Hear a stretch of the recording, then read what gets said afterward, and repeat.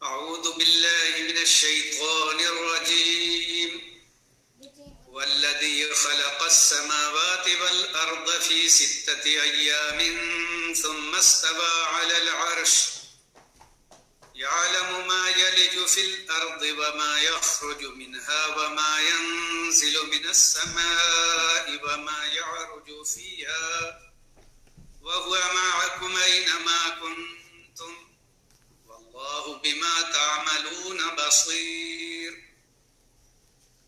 هو الذی، وہی ہے جس نے، خلق پیدا کیا، السماوات والارض آسمانوں اور زمین کو، فی 6 ایام 6 دنوں میں، ثم استوى پھر مستوی ہو گیا، علی العرش عرش پر، یعلم وہ جانتا ہے، ما یلج جو چیز داخل ہوتی ہے، فی الارض زمین میں، وما اور جو یخرج نکلتی ہے، منہا اس سے، وما ینزل من السماء اور جو چیز اترتی ہے آسمان سے، وما یعرج فیہا اور جو چڑھتی ہے اس میں، وَهُوَ مَعَكُمْ أَيْنَمَا كُنْتُمْ اور وہ تمہارے ساتھ ہے جہاں کہیں تم ہو، وَاللَّهُ بِمَا تَعْمَلُونَ بَصِيرٌ اور اللہ اسے جو تم عمل کرتے ہو خوب دیکھنے والا ہے. اللہ تعالیٰ نے اس آیت میں اپنی حکومت اور بادشاہت کا ذکر کیا اور اپنے خالق ہونے کا بیان کیا کہ آسمانوں اور زمین سب کا خالق اللہ رب العالمین ہے. پھر بتایا کہ 6 دن میں اللہ نے آسمانوں اور زمین کو بنایا ہے. اللہ کی شان تو یہ ہے کہ کسی کام کو وہ کرنا چاہے تو کہہ دے کہ ہو جا تو وہ چیز ہو جاتی ہے. جیسے قرآن میں ہے انما امرہ اذا اراد شیئا ان یقول له کن فیکون. اس کا معاملہ یہ ہے کہ جب وہ کسی چیز کا ارادہ کرتا ہے تو کہہ دیتا ہو جا اور وہ چیز ہو جاتی ہے. پھر 6 دن میں آسمانوں اور زمین کو بنانے میں کیا حکمت ہے؟ علماء نے لکھا ہے کہ اس میں حکمت لوگوں کو تعلیم دینا ہے کہ کسی کام میں جلد بازی مت کرو، سوچ سمجھ کر اچھی طرح کاموں کو انجام دو، چاہے دیر ہی لگے.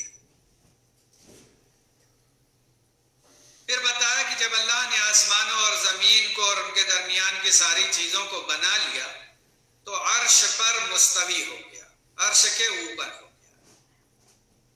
اسی لیے اہل سنت والجماعت کا یہ عقیدہ ہے کہ اللہ تعالیٰ عرش کے اوپر ہے. اور اس تعلق سے آیات بہت ہیں.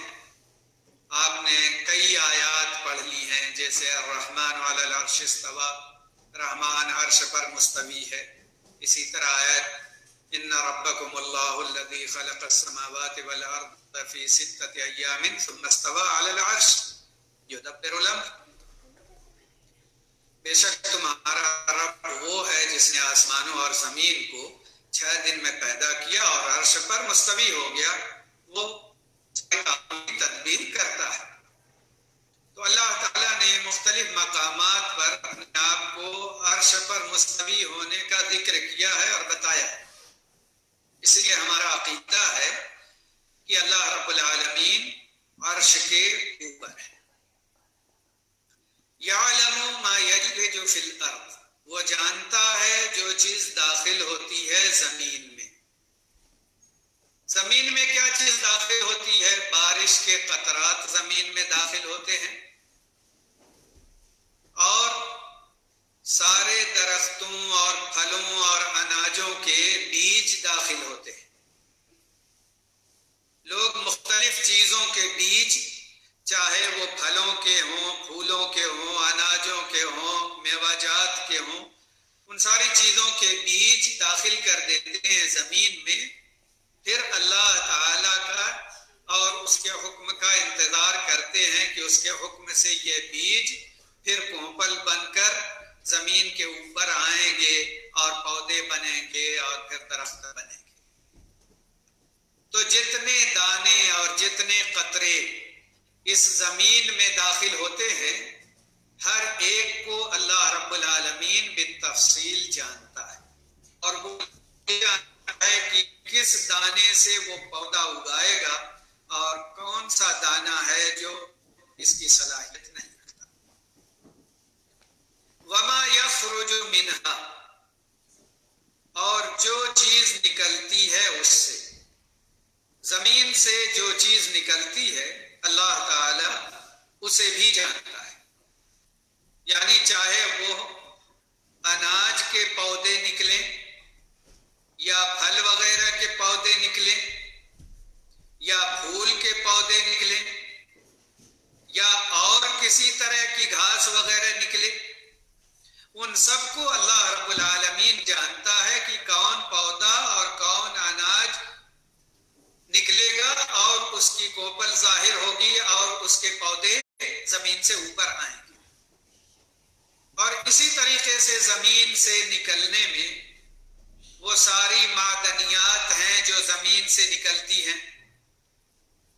اللہ تعالیٰ نے زمین میں بڑے خزانے پیدا کر دیے، یہاں تک کہ اسی زمین سے میٹھا پانی نکلتا ہے، کھارا پانی نکلتا ہے اور چشمہ نکلتا ہے، اور اسی طریقے سے اس سے گیس نکلتی ہے اور اس سے پٹرول نکلتا ہے۔ مختلف چیزیں اللہ تعالیٰ نے اس زمین سے نکال دی ہیں لوگوں کی ضرورت کے لیے، اور وہ ان ساری چیزوں کو اور ان کے کنوؤں کو جانتا ہے۔ وما ينزل من السماء، اور جو چیز اترتی ہے آسمان سے۔ آسمان سے کیا چیزیں اترتی ہیں؟ آسمان سے بارش اترتی ہے، آسمان سے اولے اترتے ہیں، آسمان سے پتھر اترتے ہیں، آسمان سے برف اترتے ہیں، آسمان سے فرشتے اترتے ہیں، آسمان سے اللہ کے احکامات اترتے ہیں، آسمان سے وحی اترتی ہے۔ تو اللہ کی طرف سے مختلف احکامات اور مختلف چیزیں آسمان سے اترتی ہیں، اور وہ ان ساری چیزوں کو بالتفصیل جانتا ہے۔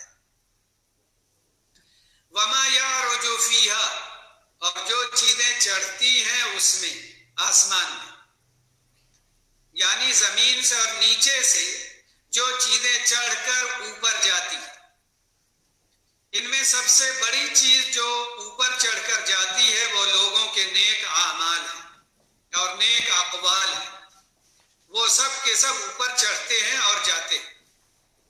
اللہ تعالیٰ نے قرآن شریف میں کہا ہے الیہ یصعد الکلم الطیب والعمل الصالح یرفعہ،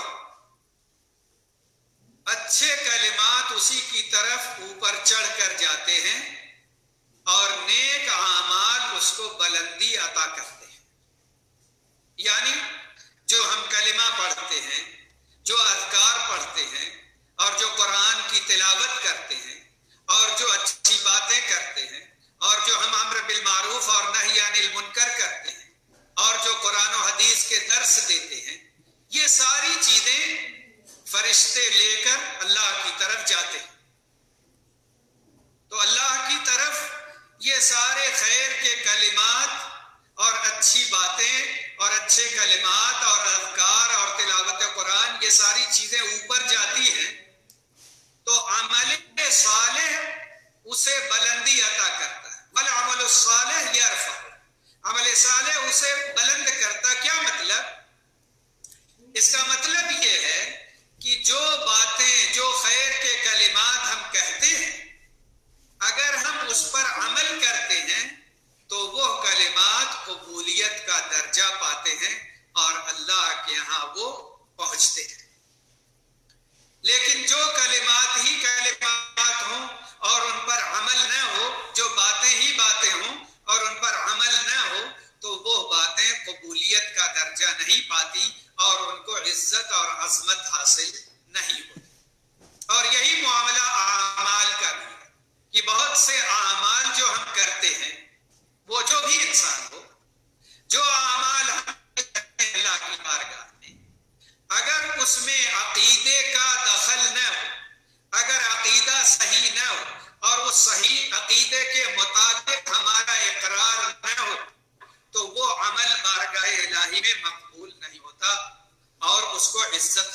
نہیں ہوتی۔ اسی لیے بہت سے لوگ جو صرف عمل ہی عمل کرتے ہیں اور اللہ کی کتاب اور نبی صلی اللہ علیہ وسلم کی سنت سمجھنے کی کوشش نہیں کرتے، تو ہوتا یہ ہے کہ ان کے عقیدے میں کہیں نہ کہیں فساد ہو جاتا ہے، اور جو عقیدہ نبی صلی اللہ علیہ وسلم نے صحابہ کو سکھایا تھا اس عقیدے سے وہ ہٹے ہوئے رہتے ہیں، تو ان کے اعمال اللہ کی بارگاہ میں مقبول نہیں ہوتے۔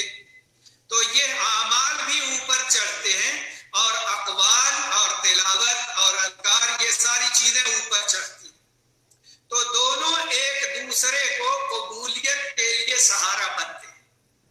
ہم نے جو باتیں کی اگر اس پر عمل کیا تو وہ باتیں مقبول ہوں گی، عمل کیا اور پھر اس کے مطابق عقیدہ رکھا اور صحیح عقیدہ رکھا اور صحیح باتیں اپنی زبان سے نکالی تو اللہ کی بارگاہ میں وہ مقبول ہوگی۔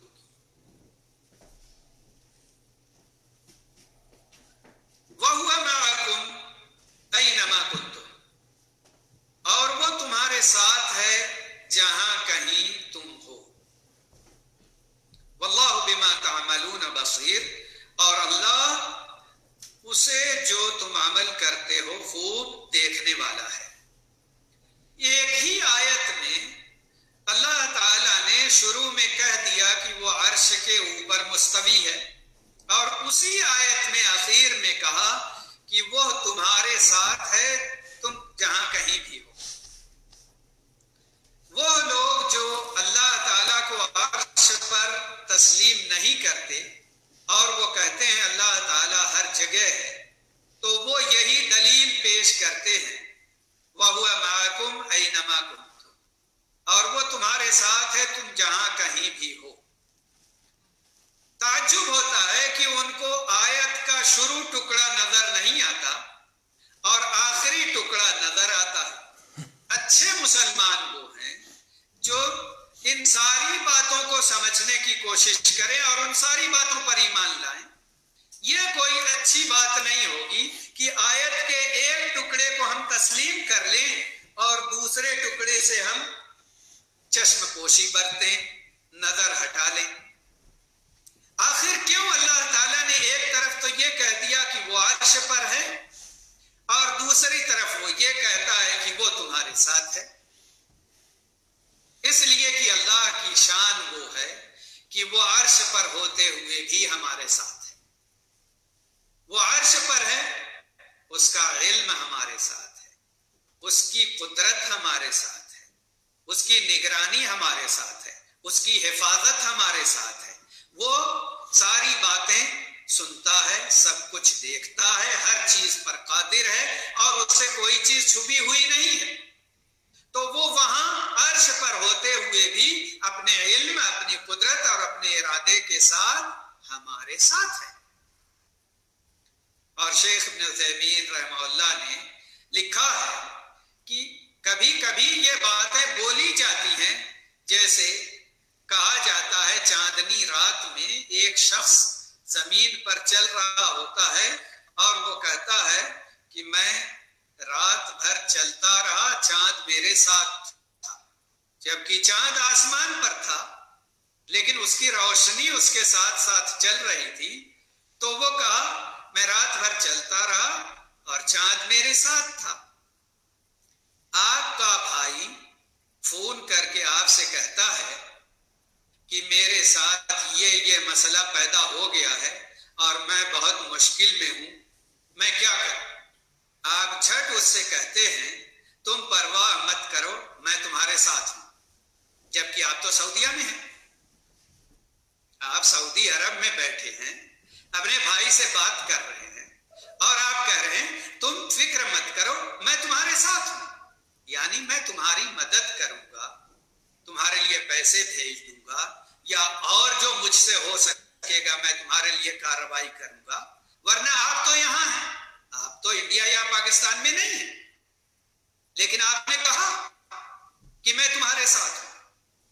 تو اس طرح کے جملے بولے جاتے ہیں، حالانکہ کوئی نہیں یہ اس کا معنی یہ نہیں کہے گا کوئی کہ آدمی سعودیہ میں بھی ہے اور وہاں پر بھی ہے، لیکن اللہ رب العالمین کی شان یہ ہے کہ وہ عرش پر ہوتے ہوئے بھی ہمارے ساتھ ہے، اور اپنے علم، اپنی قدرت، اپنے ارادے اور اپنے احاطے کے ساتھ ہے، البتہ بذات خود وہ عرش کے اوپر ہے۔ تو اس طرح جب ہم معنی کو سمجھیں گے تو دونوں باتوں میں تطبیق ہو جائے گی اور دونوں باتوں پر عمل ہو جائے گا۔ لیکن ہم یہ کہیں گے کہ وہ ہر جگہ ہے، تو اللہ نے تو کہیں نہیں کہا کسی آیت میں کہ وہ ہر جگہ ہے۔ ہمارے ساتھ ہے کا مطلب یہ تو نہیں ہوتا کہ ہر جگہ، ہم ہر جگہ تو نہیں ہوتے۔ اس لیے بات کو سمجھنا چاہیے۔ تو اہل سنت والجماعت کا عقیدہ یہی ہے کہ اللہ رب العالمین بذات خود عرش کے اوپر ہے، اور اس کا علم، اس کی قدرت، اس کا احاطہ پوری کائنات پر ہے، اور وہ اس لحاظ سے ہمارے ساتھ ہے۔ لہو ملک السماوات والارض، اسی کے لیے بادشاہی ہے آسمانوں اور زمین کی۔ وَإِلَى اللَّهِ تُرْجَعُ الْأُمُورُ، اور اللہ ہی کی طرف لوٹائے جاتے ہیں تمام امور۔ یعنی حکومت اللہ کی ہے، وہ جو چاہے آرڈر دے، جو چاہے فیصلہ کرے، جس سے جو خدمت لینا چاہے خدمت لے لے، جس کو چاہے مالدار کر دے، جس کو چاہے فقیر کر دے، جس کو چاہے عزیز بنا دے، جس کو چاہے ذلیل بنا دے۔ اسی کی بادشاہی ہے، اسی کی حکومت ہے، آسمانوں میں بھی اور زمین میں بھی۔ کسی اور کا کچھ عمل دخل نہیں۔ اللہ تعالیٰ جو چاہے گا وہ ہوگا، اور جو وہ نہیں چاہے گا وہ نہیں ہوگا، ہم لاکھ چاہیں۔ اسی لیے لوگوں کے ارادے پختہ ہونے کے باوجود ٹوٹ جاتے ہیں اور ان کے اعمال نہیں ہو پاتے، اور اللہ ہی کی طرف تمام امور لوٹائے جاتے ہیں کا مطلب یہ ہے کہ تمام کاموں کا انجام اللہ کے ذمہ ہے، اللہ کے پاس ہے۔ ہم جو کچھ بھی کریں اس کا نتیجہ، اس کا انجام اللہ کے ہاتھ میں ہے۔ وہ چاہے تو کامیابی عطا کر دے اور چاہے تو ناکامی دے دے۔ البتہ اتنا ضرور معلوم ہے کہ وہ محنت کرنے والوں کے عمل کو ضائع نہیں کرتا، اچھے لوگوں کی نیکیاں ضائع نہیں کرتا، لیکن یہاں تک کہ کفار و مشرکین کی بھی بھلے کام اسی دنیا میں قبول کر کے ان کو دنیا کی چیزیں عطا کر دیتا ہے، لیکن ایمان نہ ہونے کی وجہ سے آخرت میں انہیں کوئی حصہ نہیں ملتا۔ یولج اللیل فی النہار، وہ داخل کر دیتا ہے رات کو دن میں، ویولج النہار فی اللیل، اور داخل کر دیتا ہے دن کو رات میں، وہو علیم بذات الصدور، اور وہ خوب جاننے والا ہے راز سینوں کے۔ رات کو دن میں داخل کرنے اور دن کو رات میں داخل کرنے کا مطلب یہ ہے کہ اللہ تعالیٰ کبھی رات کو لمبی کر دیتا ہے اور دن کو چھوٹا کر دیتا ہے، اور کبھی دن کو لمبا کر دیتا ہے اور رات کو چھوٹی کر دیتا ہے۔ تو ہوتا یہ ہے کہ اب 24 گھنٹے کا یہ دن اور رات ہے، تو کبھی رات جو ہے وہ 13-14 گھنٹے کی ہو جاتی ہے، اور کبھی دن 13-14 گھنٹے کا ہو جاتا ہے۔ تو رات کا حصہ کبھی اس میں شامل ہو جاتا ہے اور یہ بڑا ہو جاتا ہے، اور کبھی دن کا حصہ رات میں شامل ہو جاتا ہے اور رات بڑی ہو جاتی ہے۔ تو اس طریقے سے اس کا حصہ اس میں داخل کر دیتا ہے اور اس کا حصہ اس میں داخل کر دیتا ہے۔ یہ اسی کی شان اور قدرت ہے، ہماری اور آپ کی نہیں۔ اور وہ سینوں کے رازوں کو بھی خوب جاننے والا ہے۔ تو کوئی انسان کچھ سوچتا ہے، کچھ بولتا ہے، کچھ ارادے رکھتا ہے، تو اسے معلوم ہونا چاہیے کہ اللہ کو پتہ ہے کوئی کچھ بھی سوچنے اور کرنے سے پہلے یہ ضرور سوچ لینا چاہیے کہ میری سوچ، میرا خیال، میری فکر صحیح ہے یا نہیں۔ آمنوا باللہ ورسولہ وانفقوا مما جعلکم مستخلفین فیہ، ایمان لاؤ اللہ پر اور اس کے رسول پر، وانفقوا اور خرچ کرو، مما اس میں سے جو جعلکم بنایا ہے اس نے تمہیں، مستخلفین فی جانشین اس میں، فالذین آمنوا منکم،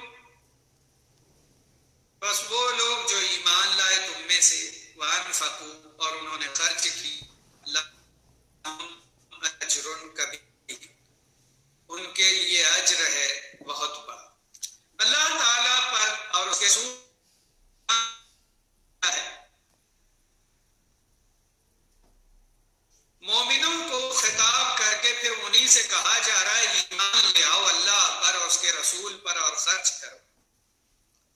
دراصل یہاں پہ ایمان یقین کے معنی میں کہ اللہ تعالیٰ نے جو وعدہ کیا ہے اور رسول اللہ صلی اللہ علیہ وسلم نے جو وعدہ کیا ہے اس پر تم لوگ یقین رکھو۔ بعض نئے مسلمان اس زمانے میں جب مسلمانوں کے حالات ٹھیک نہیں تھے اور کفار و مشرکین ہر طرف سے مسلمانوں کو تنگ کر رہے تھے اور ستا رہے تھے، تو بعض لوگوں کو یہ بات سمجھ میں نہیں آتی تھی کہ اسلام کا غلبہ ہوگا اور مسلمان عزت پائیں گے اور کفار و مشرکین ذلیل و خوار ہوں گے اور اسلام کا بول بالا ہوگا۔ تو یہ سب باتیں بعض لوگوں کو ہضم نہیں ہوتی تھی یا دل میں یقین کمزور ہوتا تھا، تو اللہ تعالیٰ نے اس آیت میں بتایا کہ تم یقین رکھو، ایمان جو لے آئے ہو تو ایمان پختہ اس طرح ہونا چاہیے کہ دل میں اس کا یقین ہو۔ تو جو تم سے کہا جا رہا ہے کہ اللہ کے راستے میں خرچ کرو، جہاد میں خرچ کرو، تو تم سوچتے ہو کہ پتہ نہیں اس کا فائدہ ہمیں حاصل ہوگا یا نہیں ہوگا، اور اس کی وجہ سے بعض لوگ ایسے ہیں جو بخیلی سے کام لیتے ہیں۔ تو اللہ تعالیٰ نے بتایا ہے کہ ایک تو تمہیں یقین ہونا چاہیے اللہ اور اس کے رسول کی باتوں پر، اور دوسرے جو تم خرچ کرتے ہو حقیقت یہ ہے کہ اللہ نے تم کو اس کا جانشین بنایا۔ جانشین کا مطلب یہ کہ اس مال کے مالک پہلے کوئی اور تھے، اللہ نے پھر تمہیں بنایا، جیسے وراثت میں لوگوں کو ملتا ہے کہ ہمارے باپ دادا کی جائیداد اور چیزیں ہمیں ملتی ہیں، پھر ہم چھوڑ کر کے جاتے ہیں پاتی ہے، اور پھر اس کے بعد ان کی اولاد، اور اس کے بعد ایک وقت آتا ہے کہ اللہ سب کو ختم کر دیتا ہے اور صرف چیز اللہ کی رہ جاتی ہے اور کسی کی نہیں رہتی، اور بروز قیامت تو بہرحال یہی ہوگا کہ سب کو چھوڑ کے چلے جانا ہے۔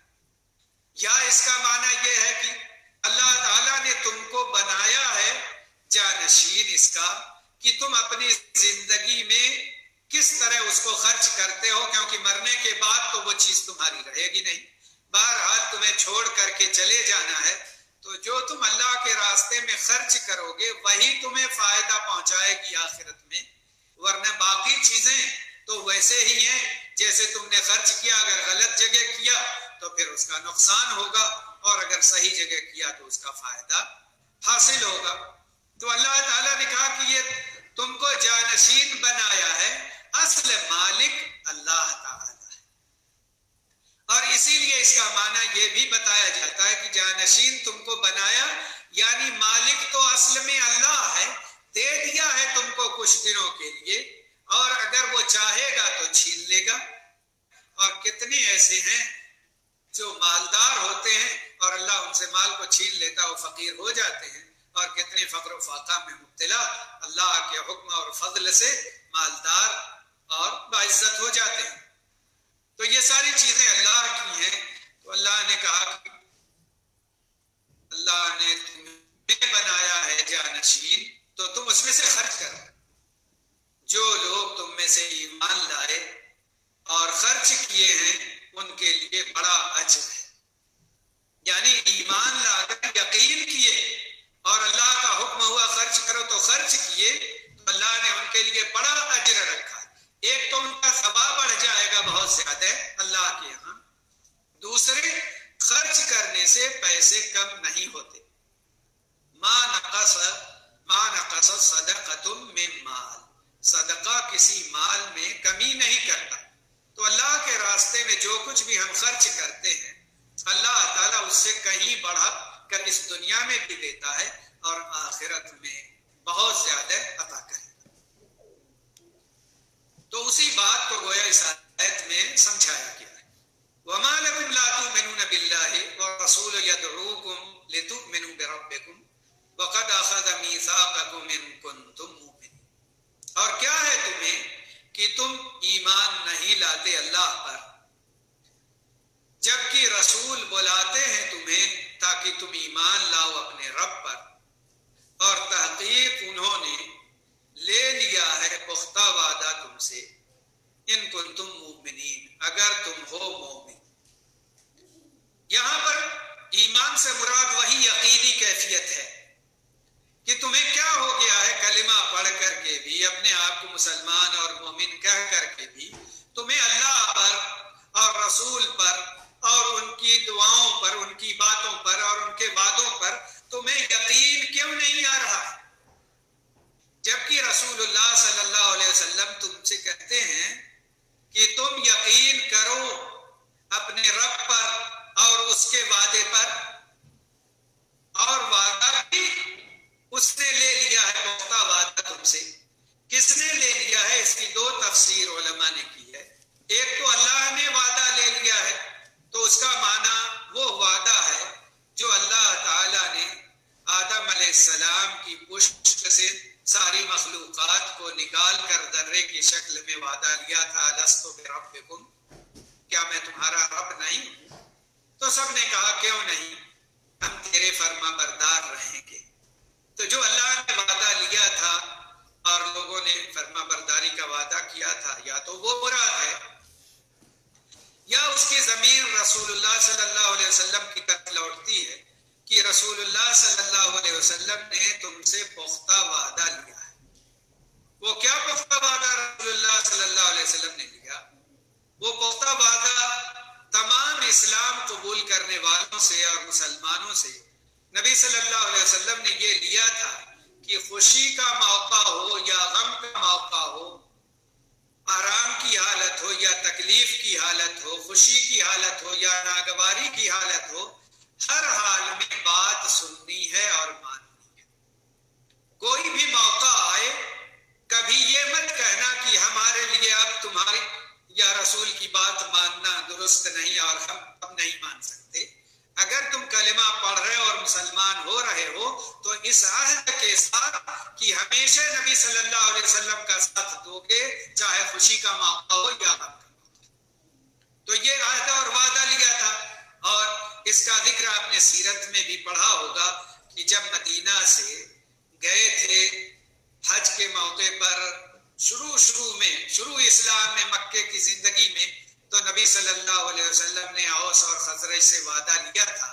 تو یہ وعدہ بھی لیا تھا کہ تم ہمیشہ ہمارا ساتھ دو گے، چاہے تمہارے ساتھ کچھ بھی پیش آئے۔ تو کہا ہاں، ہمیں جان دینا پڑے تو جان دیں گے، اور آپ کے ساتھ بیرق غماد تک جانا پڑے تو وہاں بھی جائیں گے، اور سمندر میں کودنا پڑے تو سمندر میں بھی کودیں گے، ہم پیچھے نہیں رہیں گے۔ تو یہ دونوں معنی ہو سکتے ہیں۔ وَالَّذِي يُنَزِّلُ عَلَىٰ عَبْدِهِ آيَاتٍ بَيِّنَاتٍ لِيُخْرِجَكُم مِّنَ الظُّلُمَاتِ إِلَى النُّورِ وَإِنَّ اللَّهَ بِكُمْ لَرَءُوفٌ رَحِيمٌ۔ وہی ہے جو نازل کرتا ہے اپنے بندے پر، یا اتارتا ہے اپنے بندے پر، آیات بینات، واضح آیتیں، لیخرجکم، تاکہ وہ نکالے تمہیں، من الظلمات الی النور، اندھیروں سے روشنی کی طرف، وَإِنَّ اللَّهَ بِكُمْ لَرَءُوفٌ رَحِيمٌ، اور بے شک اللہ تم پر نہایت شفیق، بہت رحم کرنے والا ہے۔ آیات بینات، واضح آیات سے ایک مراد تو یہی ہے کہ قرآنی آیات ہے جس میں واضح احکامات موجود ہیں، کہ اگر کوئی اس کو اختیار کر لے اور اس پر عمل کرے اور اس پر یقین رکھے تو اسے ہدایت ملتی ہے، اور گمراہی سے وہ بچ جاتا ہے۔ ہدایت نور ہے اور گمراہی اندھیرا ہے، اور گمراہیاں بہت زیادہ ہوتی ہیں، اس لیے ظلمات کہا، اور ہدایت تو حقیقت میں وہی ہے جو اللہ کی ہے، اس لیے اس کو نور واحد کہا، کیونکہ ہدایت ایک ہے جو کتاب و سنت میں ہے، اور باقی جتنی باتیں اور جتنے راستے ہیں وہ سب گمراہی کے ہیں، اس لیے گمراہی کے راستے بہت ہیں اور اللہ کا راستہ ایک ہے، ہدایت کا۔ تو اللہ تعالیٰ نے واضح آیات اسی لیے اتار دی ہیں کہ اس پر ہم لوگ یقین رکھیں، تاکہ گمراہی سے نکل کر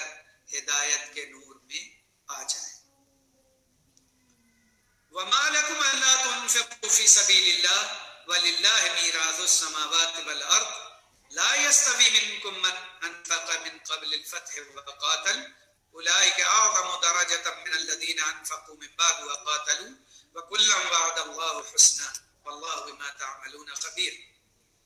اور کیا ہے تمہیں کہ تم نہیں خرچ کرتے اللہ کے راستے میں، جبکہ اللہ ہی کے لیے ہے میراث آسمانوں اور زمین کی۔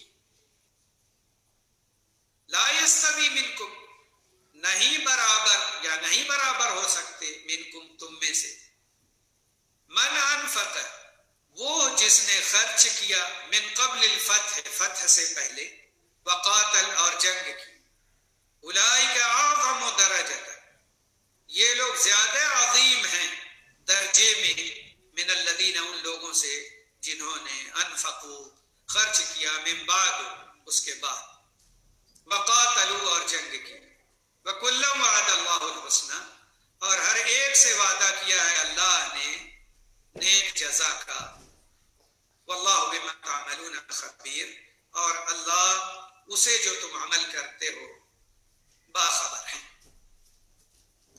اللہ تعالیٰ نے اس آیت میں ذکر کیا کہ تمہیں یقین کیوں نہیں آتا، اللہ کے راستے میں تم خرچ کیوں نہیں کرتے، اور تم ڈرتے ہو کہ تم فقیر ہو جاؤ گے، تمہارا پیسہ خرچ ہو جائے گا۔ تمہیں معلوم ہونا چاہیے آسمانوں اور زمین کی میراث اللہ کی ہے، یعنی ملکیت۔ آسمانوں میں جو کچھ ہے وہ بھی اللہ کی ملکیت ہے، اور زمین میں جو کچھ ہے وہ بھی اللہ کی ملکیت ہے۔ اور میراث سے تعبیر اس لیے کیا کہ اللہ تعالیٰ نے یہ چیزیں ہم لوگوں کو عطا کی ہیں، اور ہم سب چھوڑ کر چلے جائیں گے، اور باقی رہے گی اللہ کی ذات، اور سب کچھ اسی کا رہے گا۔ اس لیے میراث کا لفظ استعمال کیا گیا۔ تو کہا کہ اللہ ہی کے لیے ہے آسمانوں اور زمین کی میراث۔ پھر خرچ کرنے سے کون سی چیز مانی ہے؟ جب سب کچھ اللہ کا ہے اور وہ چاہے تو لے لے اور چاہے تو دے دے، پھر خرچ کرنے سے کون سی چیز تمہیں روکتی ہے؟ جبکہ یہی سب چیزیں تمہیں فائدہ دیں گی اللہ کے پاس اور آخرت میں، کیونکہ سچے دل سے اور ایمان کے ساتھ کوئی بندہ ایک کھجور بھی خرچ کرتا ہے یا اس کا ٹکڑا بھی، تو اللہ تعالیٰ اس کو بڑھاتا ہے یہاں تک کہ اس کو بہت بڑھا دیتا ہے۔ یہ کیفیت ہوتی ہے۔ اور جو کچھ بھی خرچ کرتا ہے بندہ صدق نیت سے، اللہ تعالیٰ اس کو بڑھاتا ہے اور اس میں اضافہ کرتا ہے۔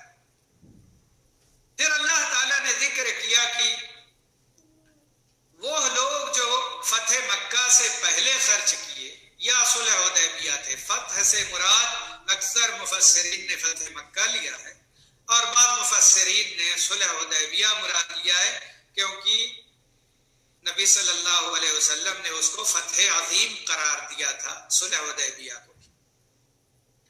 تو فتح مکہ سے پہلے یا صلح حدیبیہ سے پہلے جن لوگوں نے خرچ کیا، ان کا مقام اور درجہ اللہ کے ہاں بہت بڑھا ہوا ہے، اور جو لوگ فتح مکہ کے بعد خرچ کیے وہ اس مقام کو نہیں پہنچ سکتے۔ کیوں ایسا؟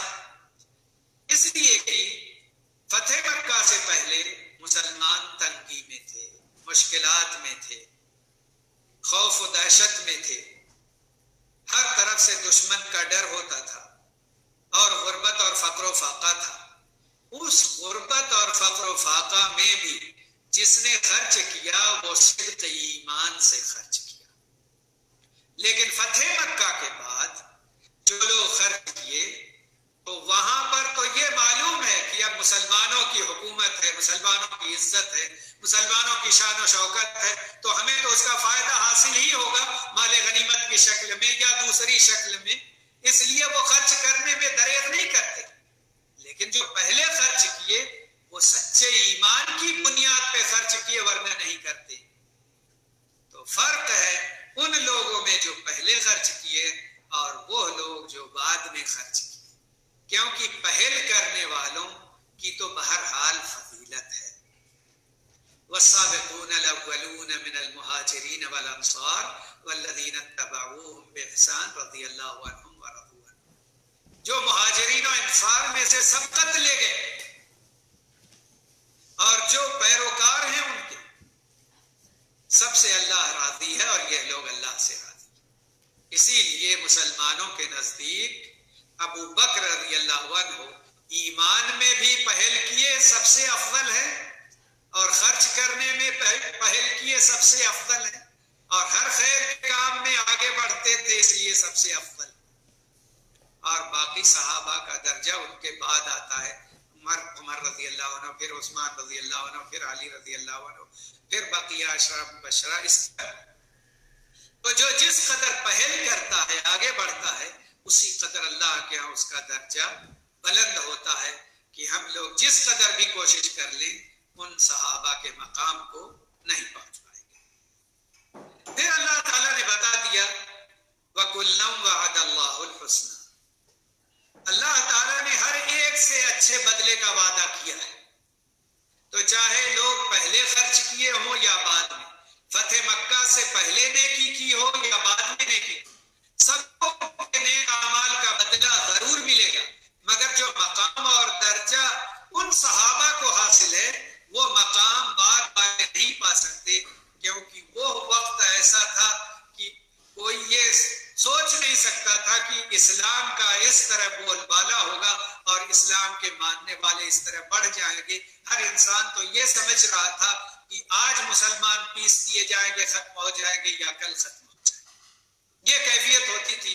اور اس میں کسی کا ایمان لانا، اعلان کرنا، ساتھ دینا، جنگ کرنا، خرچ کرنا، یہ وہ چیزیں ہیں جو بعد والے نہیں پا سکتے۔